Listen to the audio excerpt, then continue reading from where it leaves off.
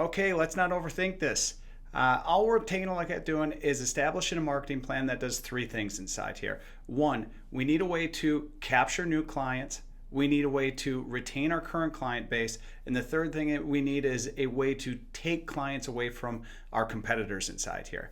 Today, what I want to talk about is AdWords and jump into AdWords. And before we kind of get into the bulk of it, I want to share a case study because like I've talked to you guys before in past videos, I'm one of these people that I don't believe it until I see it. So I just want to share a case study with you guys on a client that we worked with. They're not in the asphalt industry, but it gives you a real good look at what we did. They were working with a large media organization, and it's a couple years old. It took place back in 2016 and 2017, and I just kind of want to show you where they were at and then what we did and the result of it. So when we take a look at this, like we said, they're working with a large agency out there. They're paying roughly about $25 per click as far as their paid ads per click.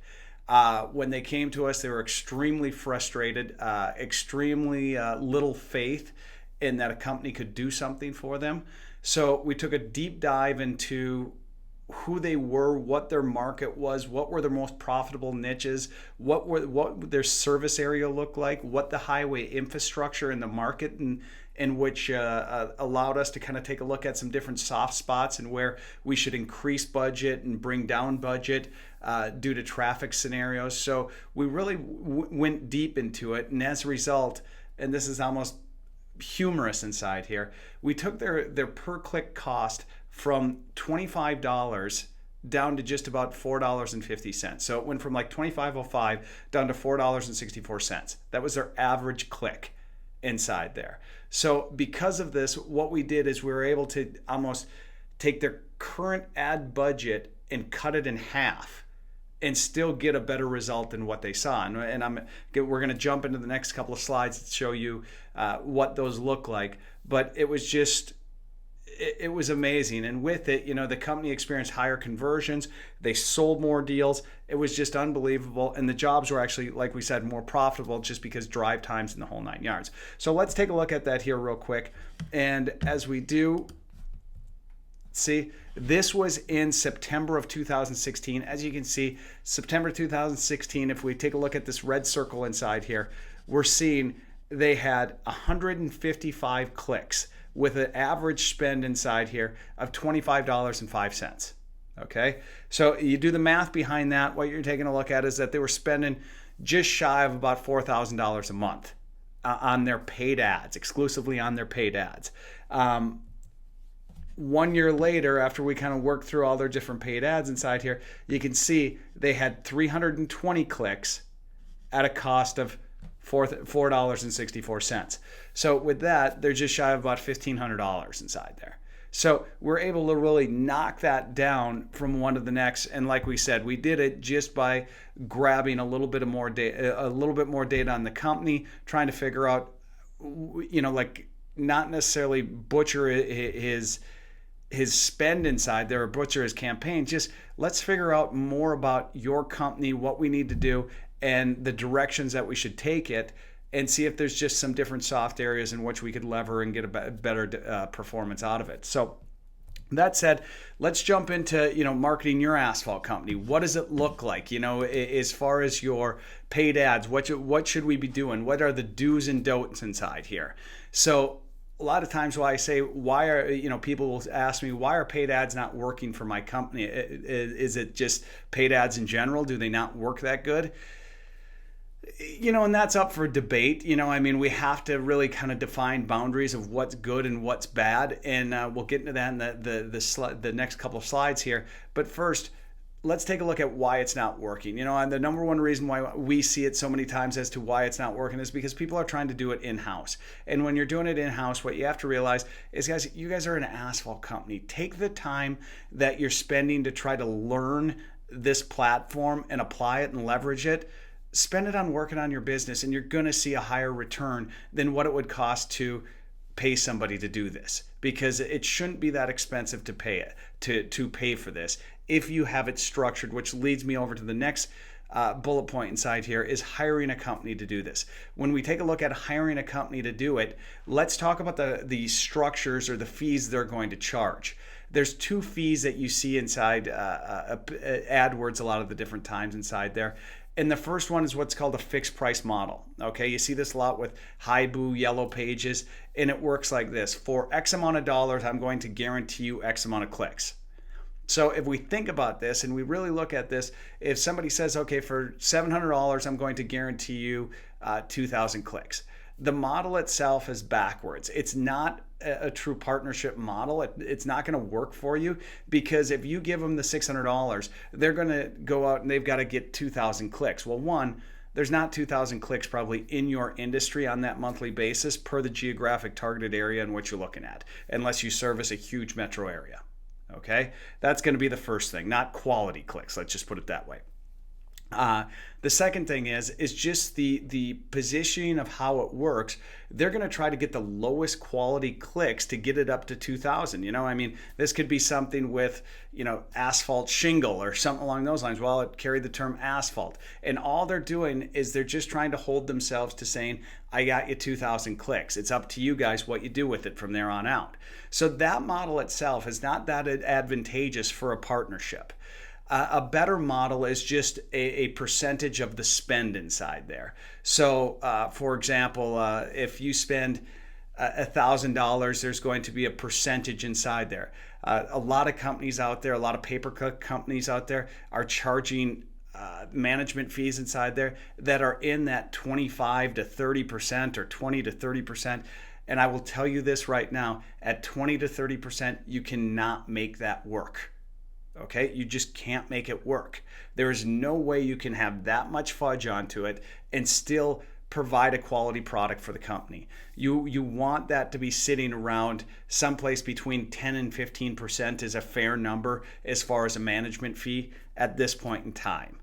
So when we look at that, that's where you should be taking a look at, you know, that fee model inside there. And I mean, think about it. If you're spending $1,000 inside of ads and you're having to pay $150, that's worth it. You know, I mean, to know that campaign is being handled, you don't have to put, you know, one of your employees onto it and then manage that employee on top of it, and then, you know, all the time spent and wasted onto it. It just makes more sense to have somebody else handle it for those types of fees inside there. And again, like we said, you know, let's say that levers up to $3,000 a month, and all of a sudden you're paying $300. Again, it's worth it. Okay, so so that's the fee model inside there. The next item inside there, when you're hiring out a marketing company, beware of if somebody's not letting you into your actual AdWords portal, because what you're seeing is a lot of times that they're going to give you access to a dashboard, but you're not able to see you know, what key terms are being spent, what is the amount of money per that key term, how many impressions they're showing up for, or impression share they're showing up for. There's a lot of key data that's in that AdWords portal, and you want to make sure that you've got access to that versus them giving you a dashboard where they're hiding half of the information from you. So make sure that you have that. The next thing is a forced monthly minimum spend. Inside this, most of you guys in the asphalt industry, a lot of you guys are seasonal in one aspect or another, and you want to have the ability to ratchet up and ratchet it down. And again, if you're on that fee model of the percentage of ad spend, if you guys are up north and you guys are have nothing going on during that time, take it way down. I mean, I suggest you still want to run maybe, you know, $150, $200 worth of ads that are out there just to keep your name out there. But other than that, you know, bring it down. Have the ability to bring it out down and bring it up as that springtime comes, that ramps up, and you're capturing people. Or let's say that you get into if you, again, we're exploring seasonality workers. If we're in that October, November range and you guys already have your work booked out for the year, you know, you can take it back down. But just make sure that you've got the ability to control that monthly spend month in and month out. So those are three different items that we have to really be cautious of, or have a cautious approach when we're hiring a marketing company. The next piece inside here, if we're taking a look at why ads would work for someone versus somebody where it's not working for somebody else, it's just your keyword setup. When your keyword setup is out there, we definitely want to make sure that we've got it set up the proper ways. You know, we're exercising proper broad match, broad, exact match, whatever, broad modified, whatever that might be inside there, phrase match, any of those items inside there, we definitely want to make sure that we're exercising them properly. We want to make sure that we're taking a look at our different geographic setup, where our boundaries are, how far out. You'd be shocked at how many times I see people who are, their ads are way past of where their service area would be. So just a couple of things inside there that we want to take a look at. And then the next thing is just so many people are only spending money on the Google search ad network. Okay, we want to expand that. We want to make sure that we're leveraging some of these different networks inside there and some of these different tools inside there versus just targeting some different key terms like asphalt paving or asphalt paving near me, or whichever market area in which you service inside there. That would be asphalt paving, let's say Minneapolis, Minnesota, something along those lines. We want to make sure that we're going past just only that search ad network. So those are a couple of keys inside here as to why somebody's doing it wrong. Let's take a look at what we have to do to set it up properly inside here. And if we're taking a look at setting it up properly, the first thing that we definitely want to do before we even get into the ad spend is you have to know what a client is worth. Okay, and not only the episode of that client, but also the client, the lifetime of that client. How many times are you guys going to service them? If you guys are a commercial company, you're going to service them a lot more. If you guys are residential, not so much. But if you guys are residential or commercial, we also have to take a look at what are called back-end sales. How many other neighbors are we getting? How many other companies are we getting that are next to the business that we just did because our sign is out there, our trucks are out there? So we have to take a look at, when we get a client, what is the actual the client lifetime value, and then are there abilities for backdoor sales inside there? And that should all be factored into the one-time client capture. So knowing that number is going to help us a lot. It doesn't have to be nailed down 100%, but just get yourself a ballpark, because it's not worth the just one episode that you're out there doing the work onto in most cases. So once you guys figure out that, now that should help you as far as what your spend should be and having an idea of, okay, where should I be at as far as my ROI inside this? Like, is it a 1 time? Is it a 3 time? Is it a 5 time? Is it a 10 time? What is it going to be inside there? And what are you going to be happy with? So that's one of the first keys inside here. And then the second thing inside here, we always just say, is that you got to be in it for the long haul. If you guys are doing AdWords, any online advertising, you can't just jump into it for 1 month, 2 months, 3 months, and then get out of it. We have to come to the realization that the internet's not going away. It's only getting stronger day after day. And as it is, we have to have a strategy for our business and the internet. So, know that, jump into it for the long haul. Just don't go in and out, because you're never going to be happy with the results that you get. Now, when we get into the actual campaigns themselves, the first thing I always say is diversify. Like we touched on before, only working within the Google search network is not going to get you that far. It can be profitable for some people, especially people in rural markets. But when we get outside those rural markets inside here, we should be really leveraging not only that search network, but the display network, working your retargeting, working your social ads, working your video ads. All of these things should be combining, because we want to just be able to stay in front of that customer or that prospect. And which leads me down to the next piece, which is your custom lists. Okay, so that's key. Your custom list is who you're going to be directing this marketing to.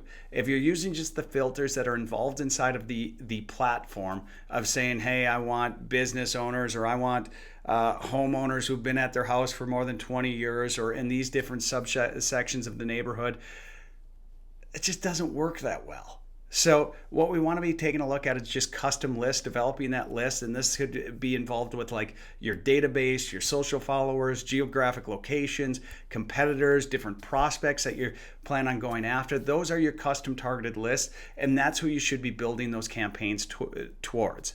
Now, and doing this, a lot of this can be confusing. A lot of this can be, you kind of blows your head a little bit and says, okay, this sounds a little bit more difficult than how I originally thought this was going to be done. It doesn't need to be done perfect. It just needs to be done better than others in your market.